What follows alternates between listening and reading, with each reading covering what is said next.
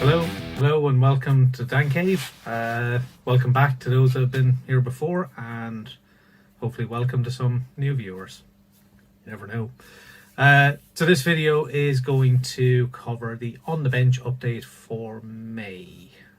So we're Tuesday, God, what date is it? Tuesday the 8th of June. There we go. So we're 8 days into June. Not really had a chance to do this kind of bench update so far. I reckon this video is probably not going to go out until maybe the end of the week. But we'll see how it goes over the next day or two. This is literally my first chance to kind of do the intro bit. So, as with previous months, I'm going to cover a little bit of what did I do in May. So what's been finished, what's been bought, which has been quite a bit as usual. Maybe not as much as some previous months, but yeah, there's quite a few kits have been bought. Also a little bit of look at stuff that's in progress, because actually at the moment there is quite a few. I think I've got 3 kits in progress, and I think all of those 3 kits that are in progress are going to be video stuff at some point, although maybe in slightly different formats. So we'll have a quick run through what's been done. So another month has gone by. There's been a few other kind of developments over the last month. So depending on when this video goes out, you'll either have just seen me on the Friday night live show with ISM. Paul very kindly asked me to partake on their Friday night show, which I gratefully accepted the opportunity. Or I'm just announcing that this coming Friday you're going to see me live at the bench with the ISM crew. So really looking forward to that. They're a great bunch of guys, some brilliant modelers. The work is always inspiring to look at, and for me, being, I suppose, a participant on the Facebook page, I'd say for at least a year. I've been joining the Hangouts a lot this year. I've gotten to know those guys, and they're really been a good support to me, and certainly to this channel. Paul has pimped it a number of times. So to have that opportunity to join in with them is really good, and I'm looking forward to it. Other news since then. Now, you may not have noticed if you've watched the last update on the Bristol Blend, so part 2 of that. Midway through that video, I actually changed camera. So to date, all of my work has been pretty much done on, I think initially I was using my webcam, which is up there somewhere. So that was kind of doing the overhead shots, and then I was doing some detail shots in the spray booth with what I'm using now, which is my phone, which is a Google Pixel 4 phone. Produces very good video. So I actually switched then to using an overhead mount for a phone to do all my video work. The video footage is brilliant. It can do 4K, but I've been filming in HD because I think at the moment HD is fine for YouTube. There's no need to go to 4K. No one probably needs to see certainly my face in even more detail than it is now. But what I was struggling with was actually storage capacity, because you're constantly recording on your phone, constantly trying to shift files to the cloud or shift them to somewhere else, and just kind of keeping track of it and having it running for a long time as well stops me being able to use the phone, because I use the phone as a source of information when I'm building. I don't take as many photos of what I'm building when I'm using it to video. So I actually have gone and got myself this guy. So I picked this up off eBay second hand. Watching the Blend footage, I mean, to a certain extent it was almost seamless going from one to the other. This gives me the opportunity to do optical zooming, which is quite good. It is an HD camera, so it does full HD, which is what I've been recording on the phone in. So 1080p. It can do up to 50 frames per second if necessary, but again, 25 is fine, and it means I get 2 64 gig cards. I have a huge amount of storage, so I can record hours and hours and hours. Pretty much most of probably my bench time for the week. When I'm done with it, I can then transfer it across and organize it on the laptop before I do any kind of video work. So yeah, so I think this has been a really good investment. For price I got it off eBay, it was 90 quid basically, so a second hand HD camera. So yeah, so that's really kind of helping, and will hopefully going forward help in terms of the number of videos and how quickly I can get them out. Because I think using a phone, sometimes it's, if the phone is not charged or I need it for something else while I'm modeling, I'll often choose to build a model that I'm not doing as a video build. Whereas having the video camera means I can just kind of come in, switch it on, start recording, and not have to worry about this phone being up and charged. So I've prattled on for almost 6 minutes, so I don't want to bore you or scare your children by having them look at this face for too long. So yeah, so we'll start. We'll go back over to the other camera, to the new camera. This camera, we'll put it over on the bench, and we'll have a look at what's been done over the last month. So over to me looking down, and I'll come back later. So thank me for the intro, I guess. So first and foremost, without further ado, yeah, so first up from May of this year that I completed was this. So this is the Tamiya 24th scale Honda NSX. So the original idea behind this was it was going to be part of the movies group built for ISM, and I was originally going to do it as an Acura NSX. So it would represent Winston Wolfe's car from Pulp Fiction. But in reality, I made a glaring error, well, to those who know their cars, when I started building it and when I started painting it. I forgot to remove the repeaters, which would not be present on the US model. So I decided actually I'll just keep it as a Honda NSX. So yeah, so I mean, the kit itself, I have to say, you know, as usual from Tamiya, it is a good kit. The rear hood kind of opens, and the rear tray is loose enough that you can get in. In theory, yep, you can get in, and there is that Honda V6 engine in there. But, you know, probably never going to be looked at really, so I didn't really do a lot of detail on it. And to be honest, I'm not entirely satisfied with this. May not come out on screen, but I know when I've looked at the photos, for me, under the clear coat, the paintwork looks awful. It just doesn't look like a smooth paint job. Not sure why. Not sure if it was just me not paying attention when I was building, not doing good enough prep work. So the bodywork was originally primed in UMP black primer, and then for some reason I was trying to find a nice silver colour that I liked and kind of looked like the movie car I was trying to replicate. So I actually went with Vallejo Model Air paint colour. Let me just check. So actually this one, so Vallejo Model Air Chrome, which is not a chrome, it's a bright silver. I mean, colour wise it is a bright silver colour. That's quite good. And then it was clear coated with Pro Range 2K.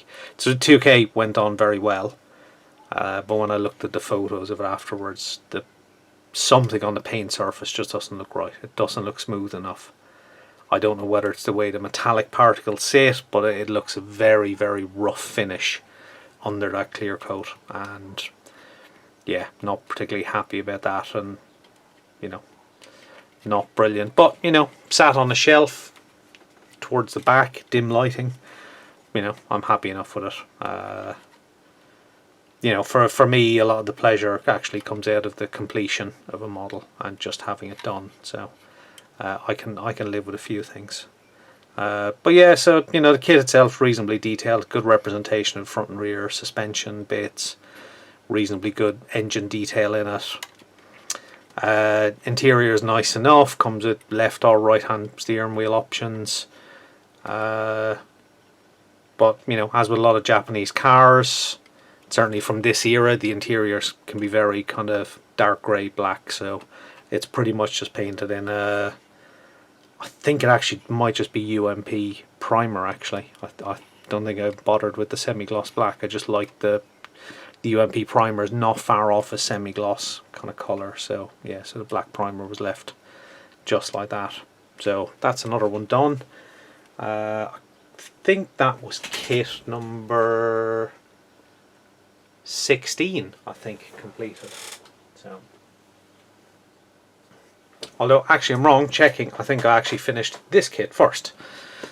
So this was the other completion for May. So this is the Academy 72nd scale Superart Tendart, which was a French naval aviation aircraft. Up until early 2000s, I think, if memory recalls correctly. So not a brilliant kit from Academy. You know, it's got some plus points. I mean, there's a level of kind of surface detail. The engraved panel lines reasonably restrained, which is nice. So that's a kind of thumbs up. And then they go to the bother of having, you know, a cockpit tub, an instrument panel, a control column, a seat, not hugely detailed, but they're there. But then they don't even bother to give you any kind of, you know, instrument panel decal to go in there. So basically the inside of the cockpit is just devoid of any useful detail, basically. So so it's there with canopy shut. I mean, it comes in two parts, so it is designed to have the canopy open, but yet they don't give you anything to put in there. I mean, you know, I could have scratch built some stuff, I could have made up some panels for it, but yeah, one of the reasons to do this was I was going to play with some slightly different techniques this time, so which is exactly what I did. So it's primed in UMP grey. There is, of course, there's a video build of this. It's a one-parter only, just like because there's not much in there. I thought one part, let's cover it all. So that's there. That's on the channel if you want to go and have a look in more detail. But UMP grey primer. The camouflage colours came from Ammo, so French modern jets. I can't remember the FS numbers off the top of my head. So that's that light grey kind of wraps all the way around and underneath, and then there's a slightly darker grey. So the weathering side of it, it's got a panel line wash which is using Humbrol's blue grey, which was applied reasonably lightly, reasonably restrained, because again in 72nd scale I think it's very easy to overdo it with a panel line wash. I'm trying not to have that real stark contrast, just a nice, you know, a nice light contrast that's reasonably visible from a distance away. There's a few areas which, you know, could have been better. I don't think this panel line across the lighter grey probably looks a little bit too dark for my liking. So I could have lightened that up a little bit, but you know, it kind of works. So then I used Ammo shaders to basically add in some kind of colour variation as well. So that was used through the airbrush across the top, and then that was also used on the bottom to kind of add that, you know, kind of colour changing, and certainly to kind of rear fuselage where, you know, you're likely to see more of the grime and dirt and engine deposits and everything kind of get spread around the airframe. So again, you know, there's that contrast of some things that are, you know, pretty good. I mean, you've got main gear bays which have got a little bit of detail in them, a little bit of representation of kind of hydraulic lines. You know, they've been picked out in, you know, an appropriate colour. But then you look at the nose gear bay and it's just flat. It's just completely devoid of any kind of detail, you know, or even depth really. So stuff like that makes it kind of disappointing in areas where I think almost if there was almost no detail, almost, you know, like an old Matchbox kit or even an old Frog kit, you kind of go, I know what it is, it's fine. But with this, you've kind of gone to the effort of doing things like this, you know, and, you know, things like some of the panel lines are well kind of defined, but then you have a cockpit that's so poor and a nose fuselage. It's like, you know, the model was made by two different designers, basically. Maybe that was a secret. However, you know, it's done. It's in the cabinet and it sits in there with other naval aviation aircraft, because I think, as I said before, I've always had a fondness for things that can take off and land on an aircraft carrier. So yeah, so that was the other model that was built in May. So right, so now let's do a quick switch to the stuff that was bought. So yeah, so this month has not been as probably as crazy as maybe previous months have been on the buying front. I think only 5 things have ended up coming through the post box so far. So we'll run through them one by one. So the first thing that came in was the Hasegawa Subaru Impreza. So kit boxing is a 1997 Portuguese rally boxing. But for me, the thing that drew me in was the fact that it's the original rally shape of the Impreza. So when it was still technically a Group A car, I think. Sort of 4-door version. So I wanted one of them. A lot of people spend a lot of money on eBay buying the Colin McRae and Carlos Sainz versions. I'm not willing to part that level of cash to have that shape of car. It would have been nice to have a World Rally Blue one, but this one was available, so I picked it up. There are some nice touches in the kit as well. It does come with some photo etch seatbelt parts. I think the seatbelt material is vinyl, so that may get replaced with some ribbon. So the next one that came in with that Subaru, which is another Subaru, is the Subaru Legacy. So that's the 1993 RAC Rally version. And that kind of weird white, purpley, various colours on it. I can't remember exactly which. I think it's a Richard Burns car, I think, from recollection. Yeah, however, that old shape Legacy, I remember seeing them on the rally stages years ago. So yeah, so that's another kind of Subaru. I am tempted with that one maybe to get some aftermarket decals. There's some nice schemes available. There's a Rothman scheme. Always like the Rothman scheme anyway, so I may look at getting that. But yeah, however, there's a Legacy in the stash. Yeah, nice car, part of Subaru's early kind of entry into the world rally scene. Car prepped by pro drivers, pretty much all of their rally cars were. So there we go.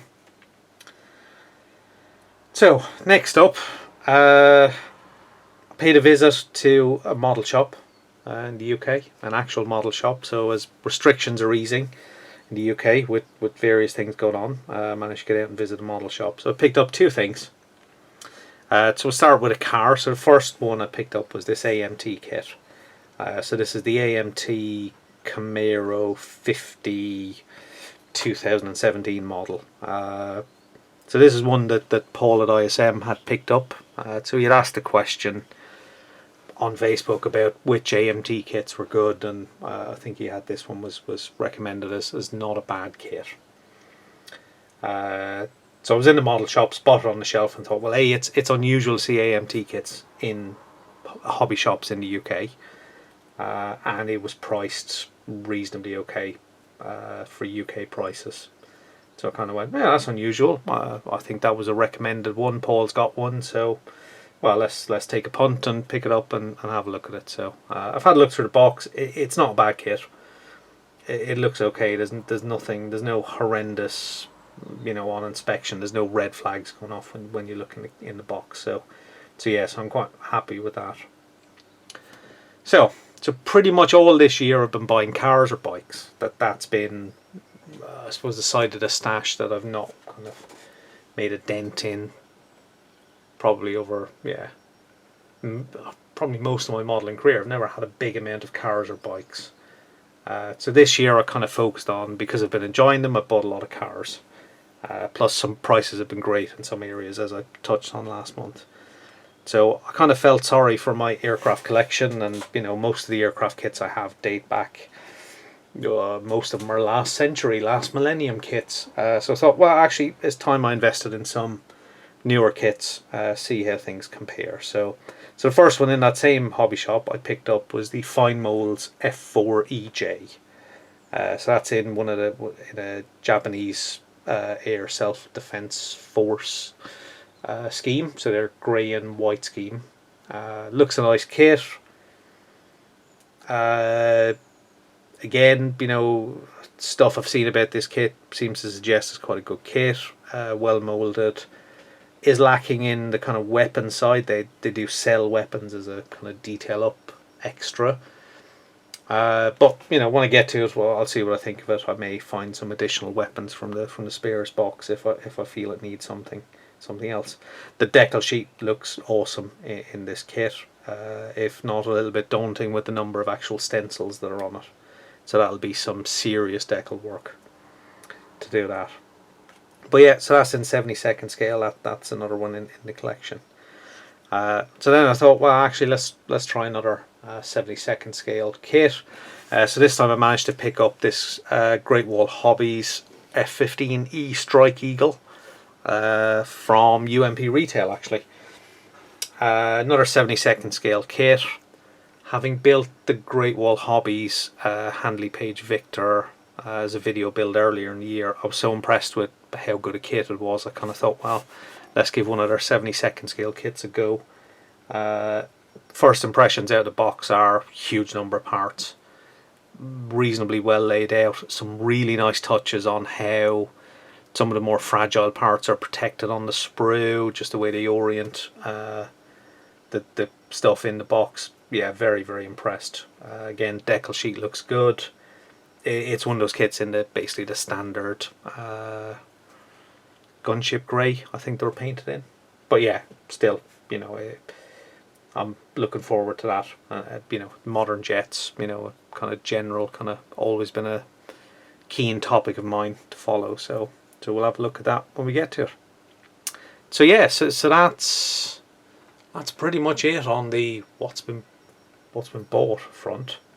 I mentioned the camera. I mean, obviously, there's always extra things that get bought, whether it's paints or different bits and pieces, but I don't think there's anything specific to note. So next up, it's going to be, well, what's in progress, what's actually on the bench at the moment. So, as I said earlier on, the in progress bit is basically 3 kits, I think, in progress. And the plan is all of them are probably going to be videos at some stage. So definitely the Blenheim, because 2 parts are out there already.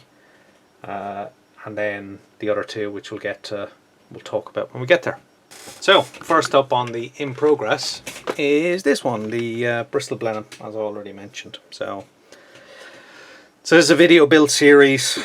Part 2 went out last week. The main progress since then has been basically, I've got lots of little tubs of basically parts which have been taken off for cleanup and then kind of prep and paint work.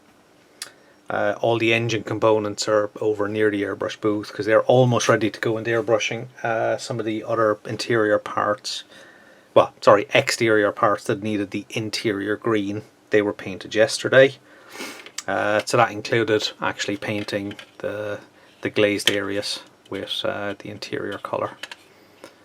So of course that's basically so that when you look through the clear parts you can see that the inside of the canopy and cockpit area framing is the interior colour. So the next step on this is I'm going to get the engines done. There's numerous kind of aerials and bits and pieces that can go on the outside. We'll get that done, we'll mask up anything we want to cover up, and then we'll get it into primer. And then onto the paint stage. So I think the next video part will probably cover the assembly of the engine, painting of certain bits and pieces, and that'll bring us up to, that'll be part 3. So I would imagine part 4 will be prime paint, decals, etc. And then part 5 probably final assembly, something like that. So that's in progress. That is a really nice kit. I have enjoyed it thoroughly so far. So yeah, looking forward to kind of getting into the latter stages already. But this is the time when you need to show a little bit of restraint and kind of focus on getting the prep work done. Because it would be easy to look at that and think go straight into primer with that, but really, you know, you've got the engine nacelle that need to go on, so I kind of want them on so that everything is primed together. You know, there's lots of aerials which would be painted in exterior colour, so I want them on. So all those little jobs, you need to kind of concentrate and get them done before you commit to the primer, or at least that's the way I like to do things. So that's the first one.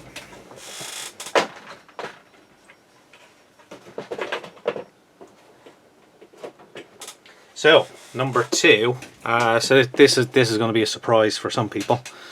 If you know your aircraft, you might tell by the plan. So I've got a Fiat G91, so the Gina, but this, wow, look at that.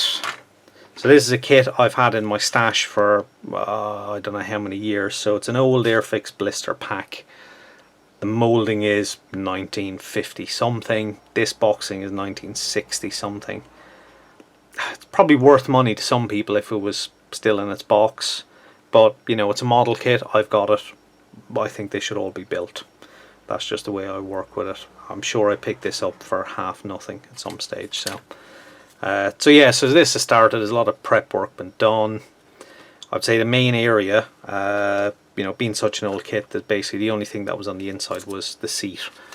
So actually the main thrust of the work I've done so far is to actually basically build a little bit of an interior. So basically make up a cockpit tub, add a little bit of detail to the seats, throttle, control column, a little bit of an instrument panel. So that'll go on the interior. It can be a little bit close, so it doesn't need, you know, doesn't need a huge amount, but I just thought something to give it a better representation. I've done quite a bit of work on the exterior parts, so it was all raised panel lines, so they've been basically removed, and we'll say a first pass of scribing on most of that detail has been done.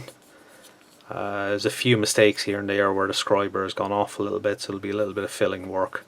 But I do also think I'll probably, yeah, I might add in a little bit of rivet detail.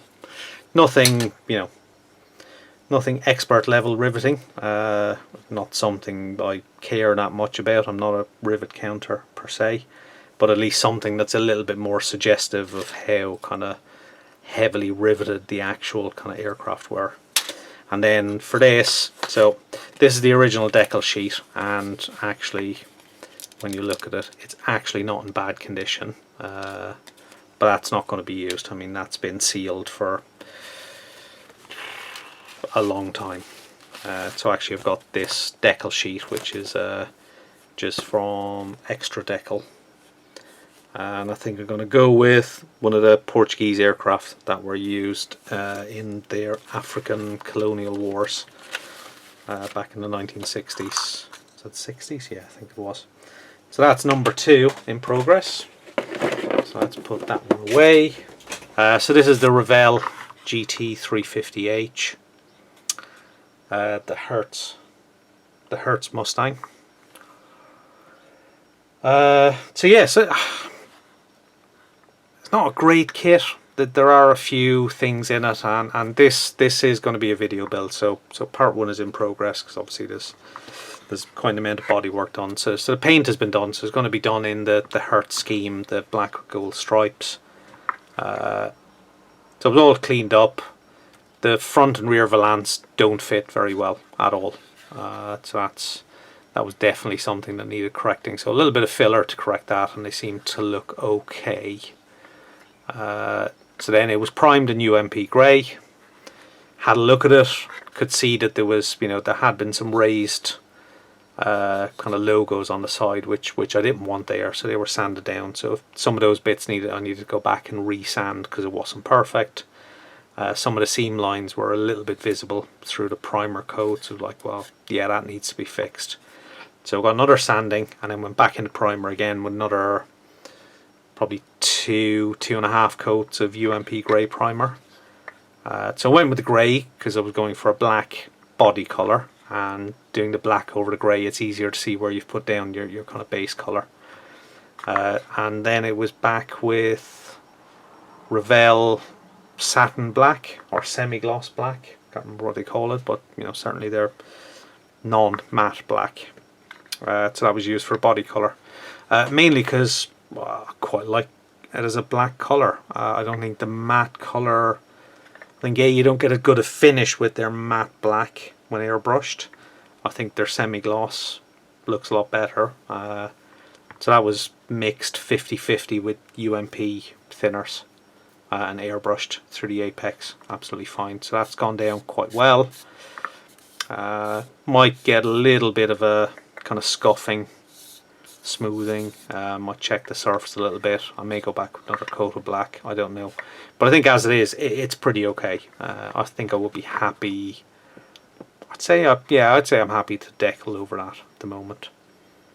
And then once that's done, it'll be clear coat, and then we'll concentrate on the other bits, and that should hopefully be part 1 of that video. So most of the other bits are off the sprue, been cleaned up, almost ready to get mounted for spraying, but wanted to focus on getting the body work done, because it'll be quite a not challenging kind of decaling session, but certainly there's quite a lot of work in those decals, so that's basically what the scheme will look like.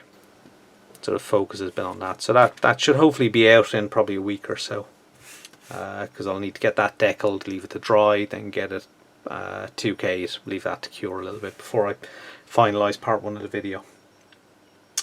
So that's pretty much it from what's on the bench. So let's go back to the hairy bloke for a bit of a wrap up. Right, so there we go. So I've been sat there for the last probably 30-40 seconds talking to the camera, and I didn't actually turn it on. So yeah, facepalm moment for me. Although had I not said that, no one would have known. So ignore that, everything goes perfectly here. Right, I'm not going to hang around for long. You've listened to me probably for long enough, so thanks to everyone who's watched, thanks to everyone who's liked and subscribed. If you've not done so, drop me a like, drop a subscribe, leave a comment, leave your favorite recipe for sausage and mash or chicken tikka, whatever you want. But yeah, just thanks to everyone for partaking in whatever it is you've partaken in. What the hell does that even mean? Right, there we go. You see, there's the loss of train of thought that can happen when you start it, realise you've not recorded, and then you go back and start it properly. Okay. Thank you to everyone who's watched so far. I hope you've enjoyed it, and I'll see you all soon with whatever comes next video build, hopefully in the next week or so. See you all soon. Thank you very much. Bye bye.